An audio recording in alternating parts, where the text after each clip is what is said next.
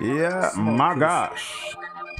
Urban dealing of the nation, sent from creation. Where them silence yet alongside Vegas, alongside all a pint. Yo, light upon it, a giant. Yeah!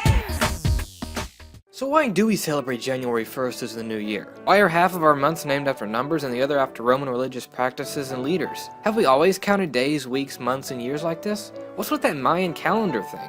There were a number of calendars in early human history. You had the Hebrew calendar, the Egyptian calendar, the Greek calendar, Chinese calendar, Babylonian calendar, and others. The one we use today in the Western world originated from the Roman calendar. Incidentally, the early Roman calendar evolved from that of the Greeks. It was basically a lunar calendar with an extra month inserted every so often to keep the months in step with the seasons.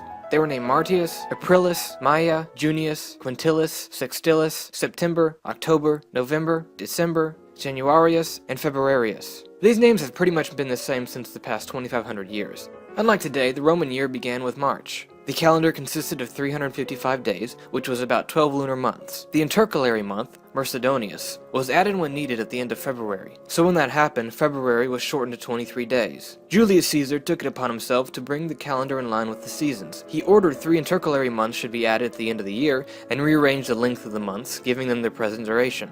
He eventually rejected the lunar month entirely and adopted the solar year, which had an average length of 365.25 days. The 4-year leap year cycle was added to resolve the 25th of a day. The reforms took place on January 1, 45 BCE. This changed the beginning of the year from March 1st to January 1st as we know it today. The calendar was called the Julian calendar for obvious reasons. The 7-day week was followed by Judaism and Islam. The week was set around a day of rest and religious practices. Romans didn't have a day of rest, so their 8-day week cycled around market days. Eventually, astrologers assigned a planet to rule each of the 24 hours of the day in a continual sequence. This led to the Roman 7-day cycle. Saturn, the Sun, Moon, Mars, Mercury, Jupiter, and Venus became Saturday, Sunday, Monday, Tuesday, Wednesday, Thursday, and Friday. The names of the first 6 months are partially derived through the fact that certain Roman gods had feast days or times centered around them. For example, Janus was the god of beginning, so January was used for the name of the first month of the year. The month of March was the time that soldiers would begin war, so it was named after the god of war, Mars. The other 2 months were named after Roman leaders, and the rest of the months were just named after the number of the month that they were. October, 8th month, November, 9th month.